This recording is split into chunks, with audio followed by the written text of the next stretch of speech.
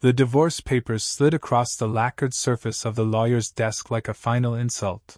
I didn't touch them at first, just stared at the name, petitioner, Avery Lynn Mercer, my wife, where she had been, up until 3 weeks after the IRS closed their case and labeled me the responsible party. Now she wanted out. No discussion. No closure. Just a signature and a quiet exit. I thought if I just... No. It didn't matter now. The room was too warm. Or maybe that was just my skin prickling under the weight of everything I hadn't let myself feel during the audit. Betrayal doesn't always hit like a hammer. It seeps in, slowly, like smoke through a crack in the door. Avery had been calm through the storm. That's what I kept telling myself when I signed the settlement agreement, when I took the fall. She was the strong one. The organized one, she'd said. We'll get through this. Together. She looked me in the eye and said that. Now her name was printed in 12-point Times New Roman on a legal document that terminated 14 years of marriage. I walked out of that office with the file folder under my arm and something burning behind my eyes that I didn't let fall. I'd already given enough away. The first clue something was wrong, truly wrong, didn't come from her. It came from Nate, an old mutual friend who always thought he was more clever than he was. We ran into each other at a coffee shop uptown, where I'd gone just to be somewhere anonymous. He raised his eyebrows when he saw me. Man, rough timing, huh? I figured she'd wait a little longer before moving in with Alan. The name hit harder than it should have. Alan Westbrook. Our accountant.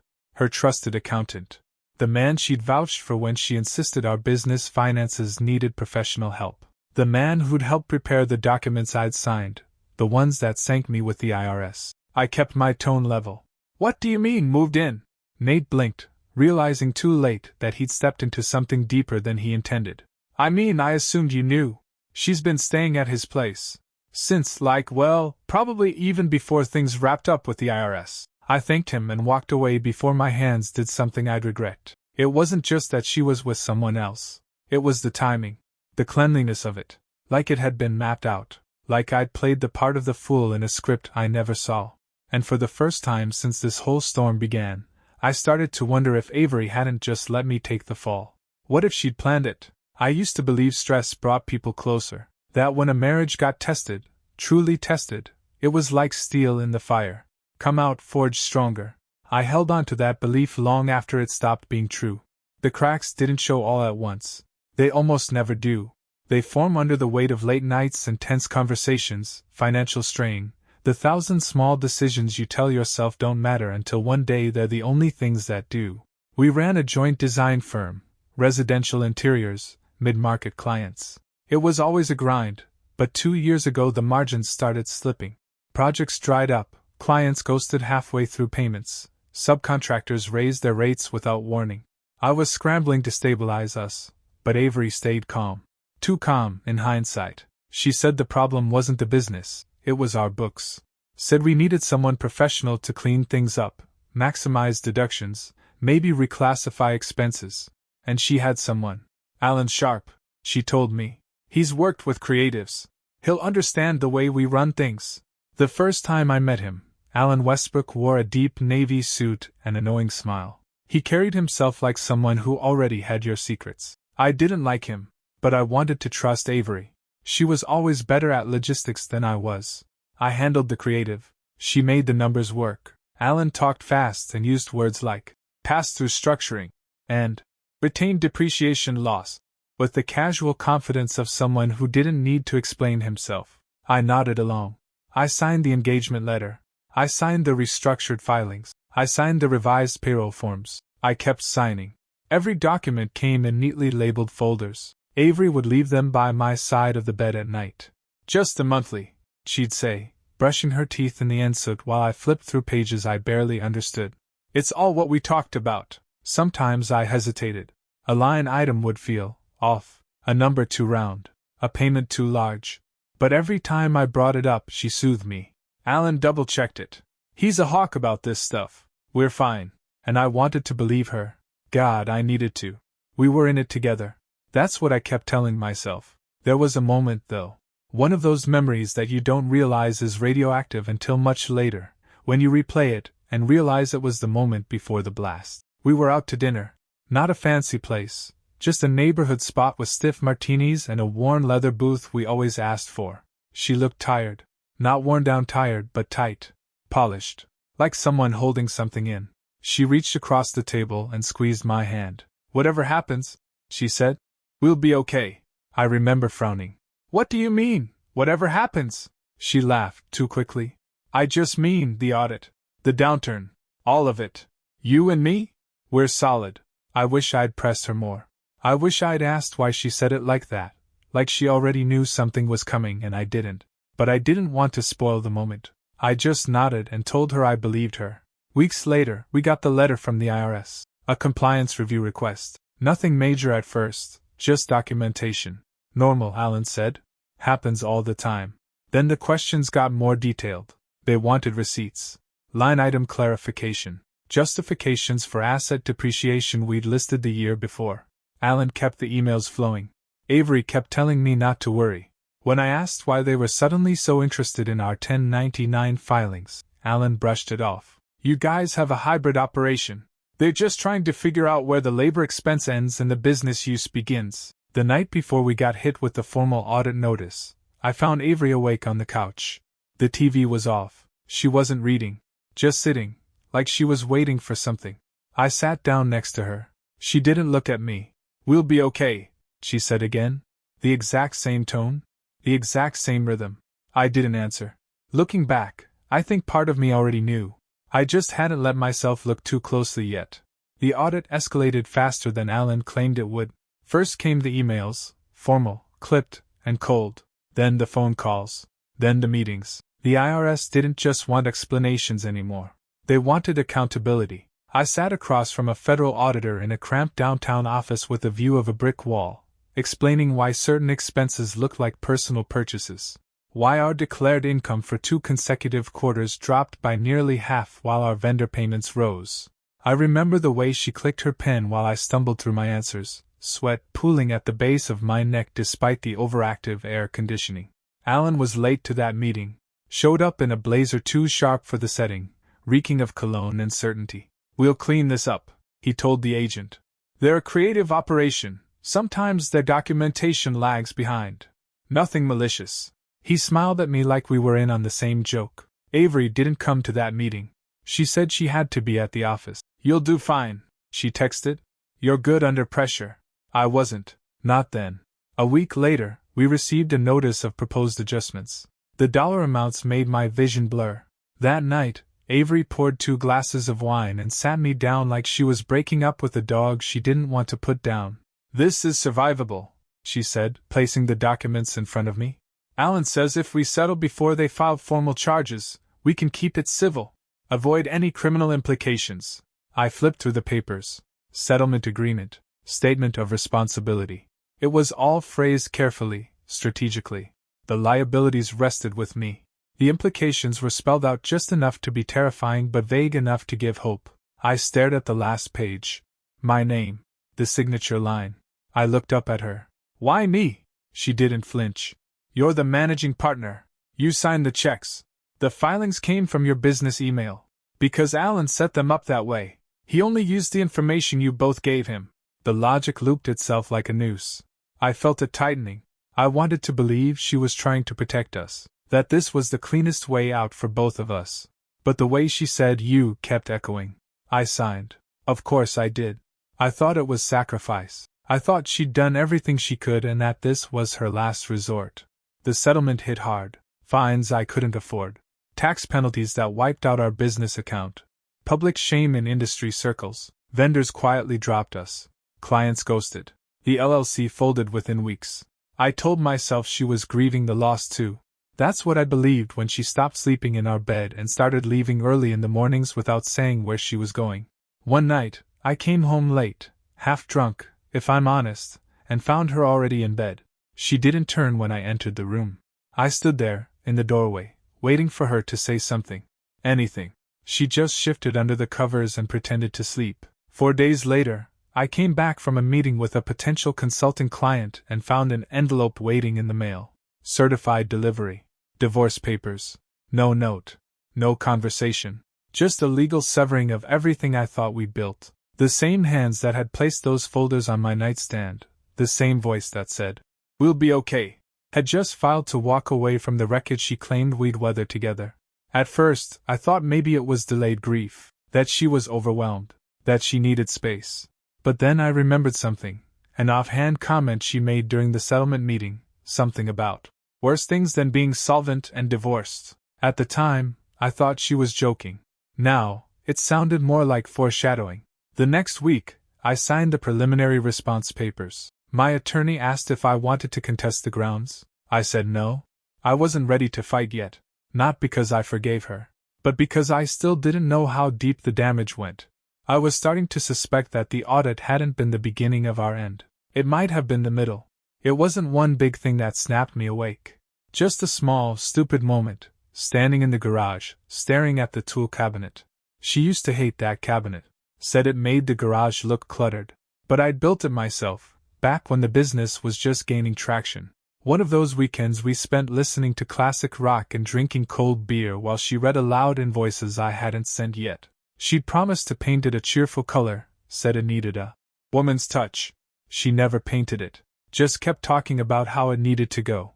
That night in the garage, I opened one of the drawers. Inside was a thick manila envelope I didn't recognize, tucked behind a bundle of old receipts and shop manuals. The corner of it had the logo of a brokerage firm I didn't remember ever working with. I opened it.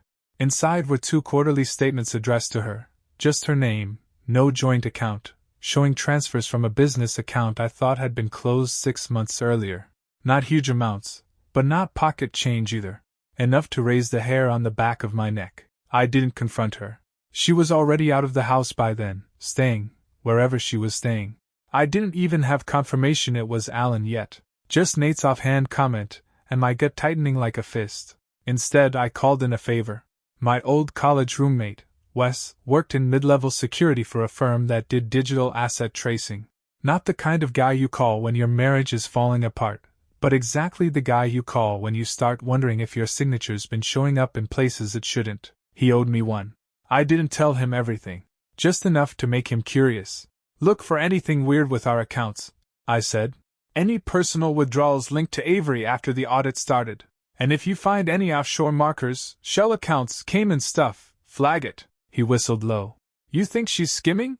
I think I've been looking in the wrong direction." While Wes dug in, I started doing my own kind of archaeology, pulling bank statements from the last 2 years, logging every transaction she categorized, every tax payment Alan claimed he processed. I spent hours hunched over spreadsheets and PDFs, circling discrepancies in red ink like I was grading papers. Patterns emerged. Rounded transfers, duplicate payments to vendors we never used, service fees to entities I didn't recognize, and there, twice, were names of accounts that matched the brokerage envelope in the garage. I'd been left with the fines, but she hadn't walked away broke. Then came the worst of it. Nate called again.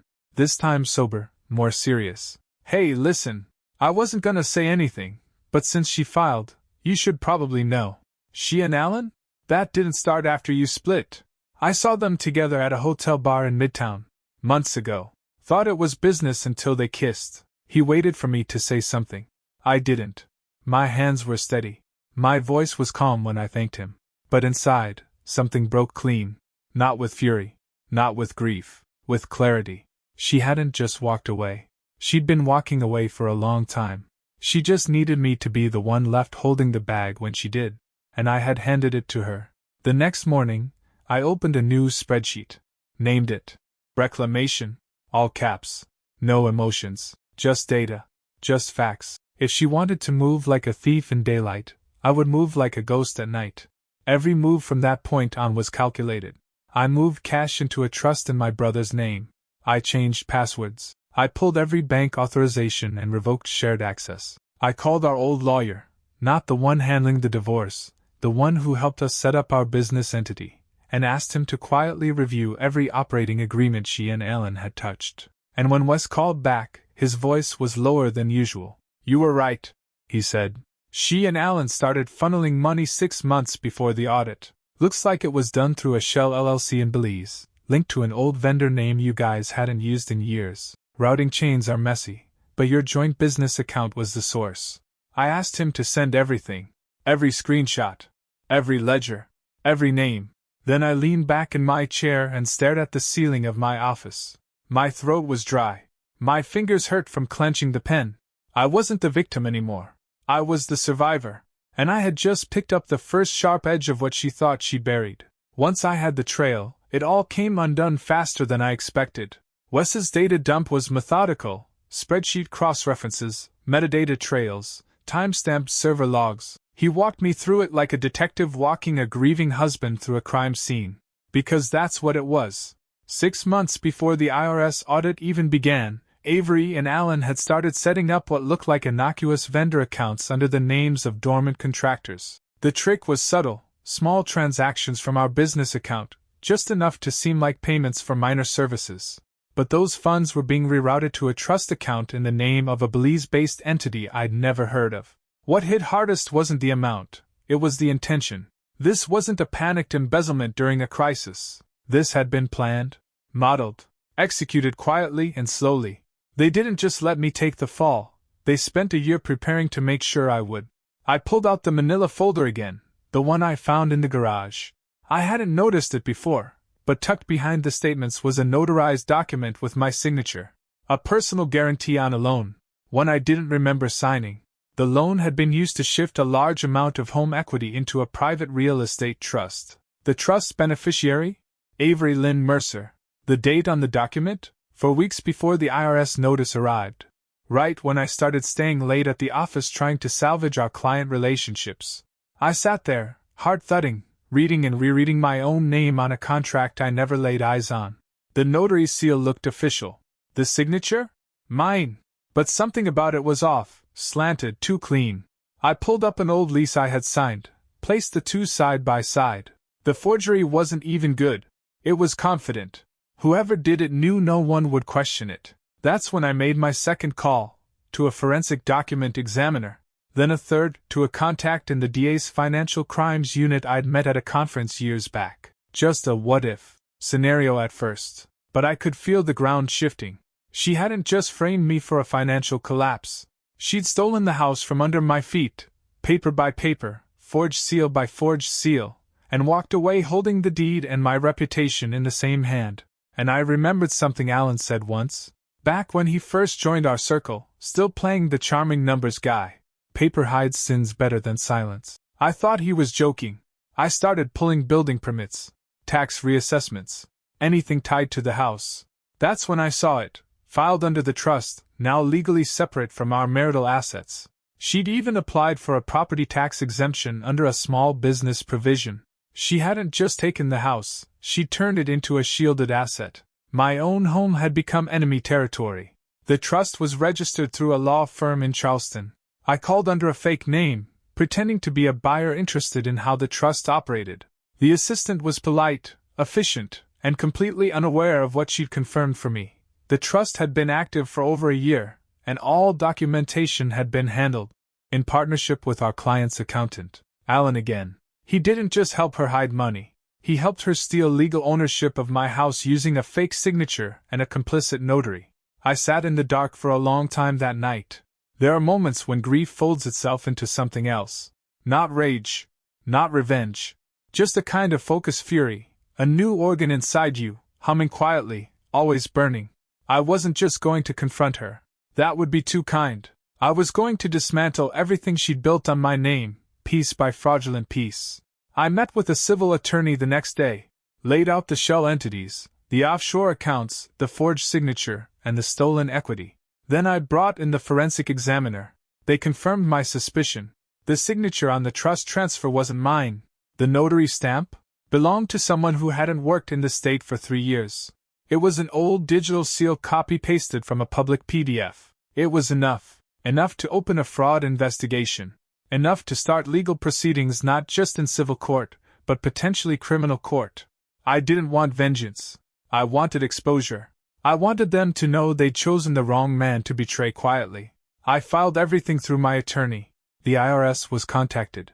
My name was submitted for reconsideration, along with the evidence package. We moved quickly, before they could shift the assets again. I knew there would be fallout, but I wasn't interested in mercy anymore. I wasn't just going to survive this. I was going to make sure the lie they built buried them. The courtroom wasn't where I wanted the confrontation to happen, but it was where it needed to. Civil fraud proceedings don't come with fireworks, no gasps from the jury, no screaming confessions, just the sound of documents being passed between lawyers, the weight of paper landing like blows. Quiet, methodical, lethal. She walked in with Alan. They looked polished, composed. I watched her glance across the room and flinched slightly when she saw me there. I didn't look away. She didn't expect that. Not from the man she thought she'd buried under IRS liens and court filings. My attorney stood and laid out the opening: misuse of business funds, fraudulent transfers, forged financial documents, including the falsified trust signature and the notarized statement that never existed in any legal registry. We introduced the forensic document examiner, then the screenshots of the offshore accounts, then the call transcripts I'd obtained legally, Alan advising Avery to shift ownership now before he starts asking questions, his voice clear and smug. Every exhibit hit like a slow hammer. She didn't speak. Alan did, briefly, clumsily, trying to reframe everything as tax strategy misunderstood by a third party. But the trust documents were airtight in their fraud. The notary's signature had been traced to a document she'd signed years ago and never authorized for reuse. And Wes, my quiet, meticulous friend, had supplied server logs showing who edited which document and when. Every path led back to Avery or Alan. The judge didn't need long to decide on asset freezing. Everything tied to the trust was locked. Their accounts, joint and personal, flagged pending further IRS review. Alan's license was placed under suspension pending formal investigation. Avery finally spoke during recess. We crossed paths outside the hearing room. She didn't look angry, just cornered. "You don't understand what I was dealing with," she said. My response came without heat. "You could have come to me." She laughed once. Dry. "You would have tried to fix it." She meant it as a weakness. I took it as proof she'd never really known me. Later that week, I got a call from an IRS agent I'd met during the original audit. He wanted to inform me, off the record, that my liability was under official reconsideration, that the department had reason to believe I'd been unknowingly misled by a co-filing party. Translation: I was being exonerated. But that didn't mean I got everything back. The house? Gone. The trust was being dismantled, but the structure of the transfer made full recovery impossible. She'd sold a portion of it already under a leasing arrangement I couldn't undo. Still, I reclaimed enough. My name. My record. Part of what she tried to take from me. Word got around. In our old circle, vendors, friends, colleagues, people stopped returning her calls. Alan's practice tanked within 2 months. A quiet email went around to every client he'd serviced. Not from me. I didn't need to write it. The facts spoke louder than any revenge. She never apologized. Not really. I received a letter once, typed and signed. "I never thought it would go this far," it said. That was the closest she ever came to admitting anything. I burned it without reading the rest. The legal process dragged for months, but by the end of it, I had stabilized, moved into a smaller place, reopened a solo consulting firm under a new name. No frills. Just clean, honest work. I still hear from people who say they had no idea. Some mean it. Some don't. I don't care. I don't correct them. I don't tell them what it's like to watch someone engineer your downfall with a smile. I don't explain what it's like to find your signature on a lie you never told. Let them wonder. Let her explain it. Because when the dust settled, and the money froze, and her plan started to rot in her own hands, there was no one left to save her from the truth she wrote line by line. And she never saw it coming. There's a strange silence that comes after surviving something like this. Not peace, exactly. Just the absence of panic. For the first few weeks after the court rulings, I moved like I was still in it. Wake up, check emails, dig through bank statements, look for the next hit. But it didn't come. There were no new surprises, no fresh betrayals, no calls from investigators asking for clarification. Just quiet. I slept on a mattress on the floor of my new apartment for a month before I bothered getting a frame. Didn't feel like I deserved comfort yet. Not because I felt guilty, because I felt raw. Like anything soft would tear me open again. People asked if I'd ever forgive her. The answer lives somewhere between no and it doesn't matter anymore. I don't carry hate in the way people think. I carry facts. I carry memory. I carry the knowledge that the woman I once trusted with my future looked me in the eye while setting fire to everything we'd built, and then calmly stepped through the ashes like she was entitled to the ground underneath. You don't forget that.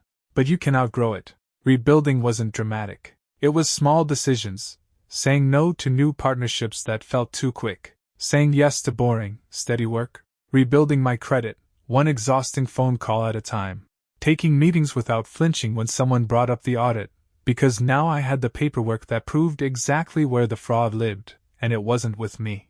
I kept the evidence file. All of it. Not out of revenge. Not anymore. Just as a reminder. There are things you don't want to remember, but can't afford to forget. Avery tried to reach out once, through a third party. Some convoluted message about unfinished conversations. I didn't answer. There was nothing left to say. Closure doesn't come from words, it comes from action. She lives in the house she stole, or what's left of it.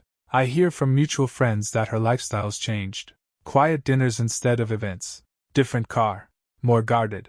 I wonder sometimes if she wakes up in that house and hears footsteps that aren't there.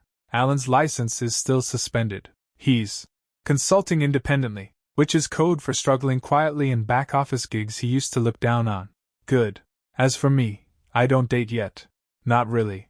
I've had offers, kind people, curious ones, but I'm not ready to hand the reins over again, not until I've spent enough time being whole on my own. I take walks now. Long ones. I make coffee in the quiet. I read things I used to skim. I don't flinch when someone says her name anymore. The scars are still there, but they don't ache the way they used to. She thought she'd buried me beneath her lies, left me buried under IRS forms and forged signatures, ruined friendships and a home that wasn't mine anymore. What she didn't expect was that I'd dig. And when I dug, I didn't just find what she did. I found myself again. Not the man who trusted blindly. The man who learned how to see in the dark.